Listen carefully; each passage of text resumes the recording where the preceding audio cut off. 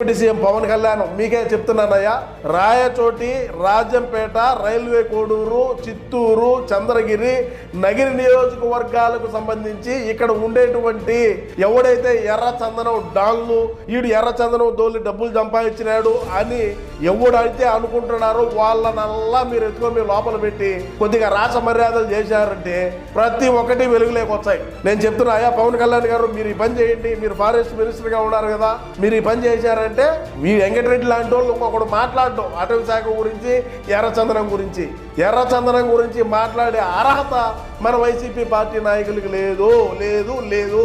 మాజీ శాసనసభ్యులు కోట్ల రూపాయలు సంపాదించినారు, ఆ మాజీ శాసనసభ్యుల పిఏలు కోట్లు సంపాదించినారు. మాజీ శాసనసభ్యులు ఎవరైతే మా పార్టీకి సంబంధించి ఉన్నారో వాళ్ళు ఎర్రచందనాలు తోలి బయట దేశాల్లో విల్లాలు కొంటే ఈ పిఏలు పక్క రాష్ట్రాల్లో విల్లాలు కొన్నారు. కింద స్థాయి నుంచి పై స్థాయి వరకు ఎర్ర